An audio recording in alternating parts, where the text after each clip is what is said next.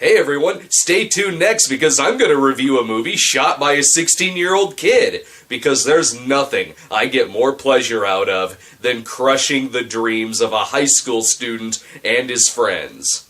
Believe it or not, I'm walking on air. I never thought I could feel so free. Flying away on a wing and a prayer. Who could it be? Believe it or not, it's just me.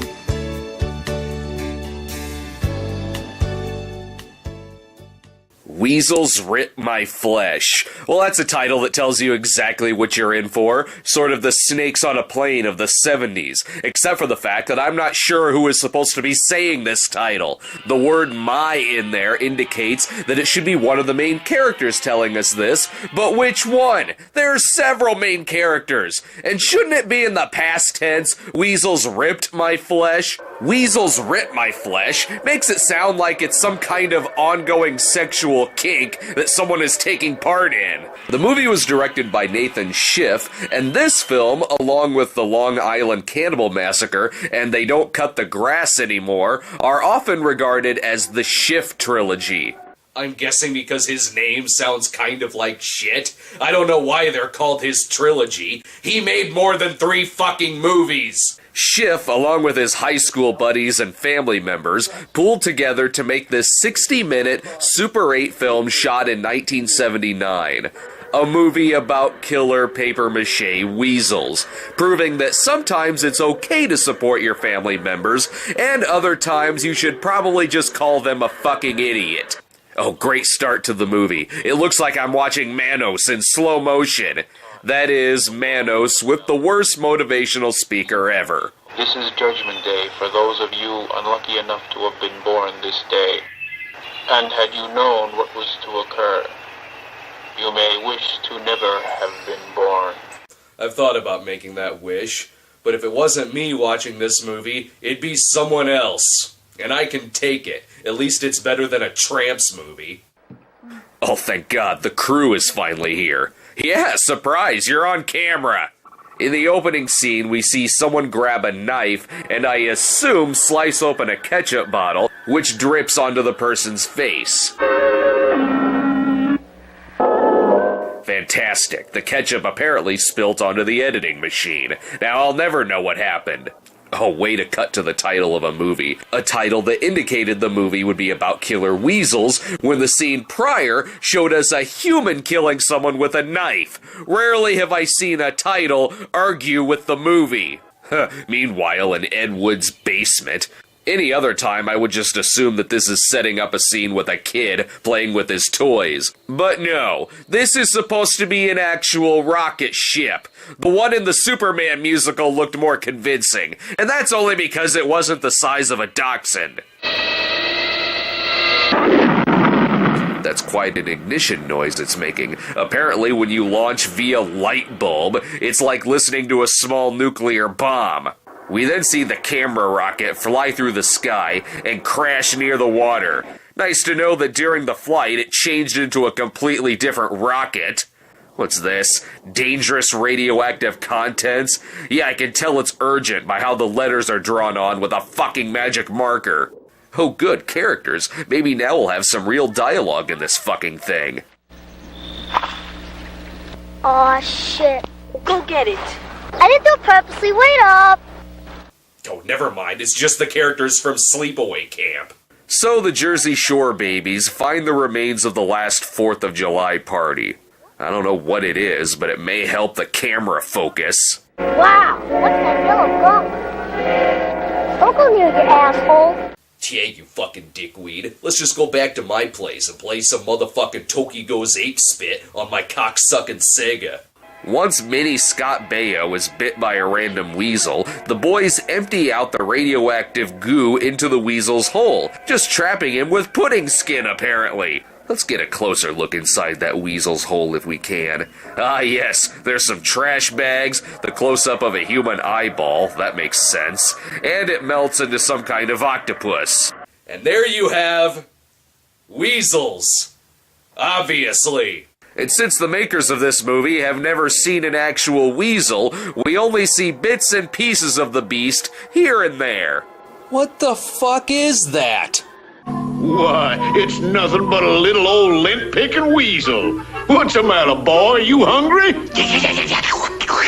Also, the one time I expect this kid to start cursing, I get nothing. Not a shit, not a fuck, not even a goddamn cheese and crackers. The off-camera weasel escapes down the road where he's hit by Italian Eugene Levy. Apparently this guy's car works like a lightsaber because it only severed the weasel's arm, I think. Ugh, this movie's so gruesome that even the feces bleed.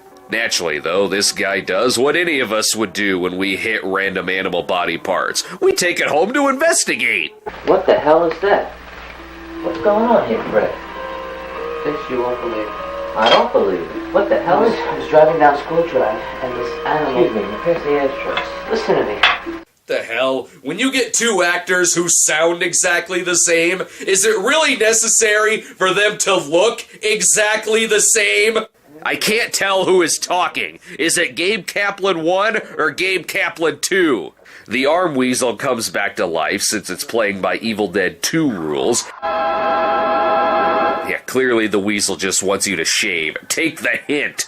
Though this brings up an interesting point in killer animal movies, if you don't have the budget to show much of your killer beasts, just have them be rabid so they can affect someone. That way the human can do the killing, and you can still keep weasels in your ridiculous fucking title.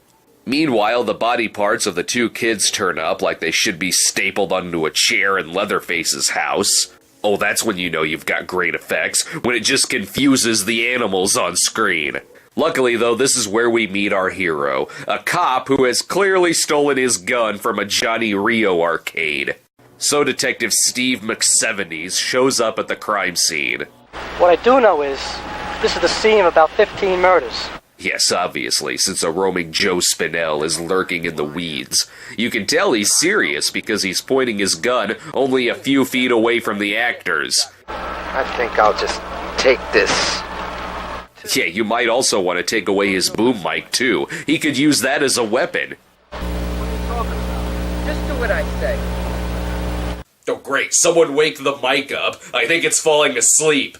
Anyway, this is exactly what I expect to see in a movie about killer weasels. An armed gunman taking hostages. Hostages who he shows a hatch in the ground to. So what does the hatch lead to? The fucking Swan Station from Lost? Nope, it just leads to the basement of someone's house. And the hatch door now has windows, apparently. I know. I, too, am shocked at how inept a movie called The Weasels Rip My Flesh is. So Michael Stivic sets the cops down and tells them that the rocket was originally from a Venus space station that the guy just so happens to know about. I like that you can actually hear the sound of the camera in the background. I must work with the weasel's blood. Weasel? It's a species of the rodent family. Sounds like they're watching a snuff film in the next room. The gunman then takes them to witness the evil behind all the movie's killings.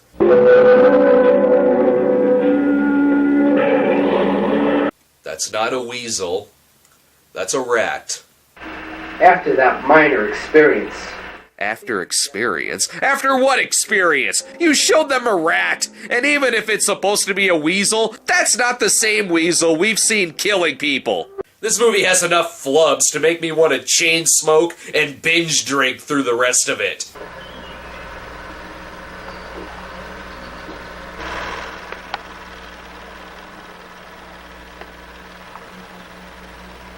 I meant me, not the fucking characters. There's just one problem. The weasel's blood is impure. Rabid. Impure? Who uses the word impure to describe something rabid? You don't go to a veterinarian and say, my dog is impure. Or maybe you do, I don't know. There's a lot of fucked up perverts out there. I guess they could only get the rat weasel on loan for 30 seconds, because when we see the monster again, it's back to just showing us an elbow made of paper mache. Luckily, there's a bowl of blood behind the weasel for this guy to draw blood from. After poisoning the cops, the gunman injects the weasel blood into one of their bodies, while the other cop tries to escape. Yeah, never mind that you're tied together with toilet paper and could easily break free. No, burning the paper and making a scar on your hand works too. Once the officer breaks free, he does some snooping around in the thug's lair. Ugh, nice to know this movie has the same caterers as Sallow.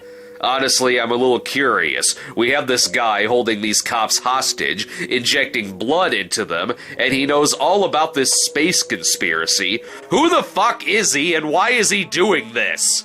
My experiment now nears completion. After this last step, I will live forever. Oh, obviously. I forgot that the secret to eternal life is giving other people rabies. So let's see how that eternal life thing pans out. Ooh, they got him right in his light socket. The fuck? He's still alive? Alright, I need to go find some rabies, I guess. But the question is, can he still stand up to one of the weasels? Or this thing, that I guess is supposed to be a weasel. The hell, it looks like a giant shit that has just shit out several tiny shits. And he isn't the only variety of weasel in this movie.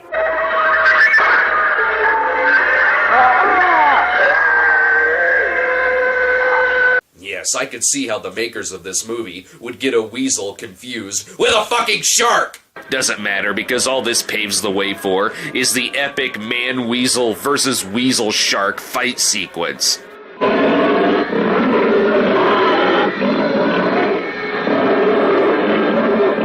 That boy's as strong as an ox, and just about as smart.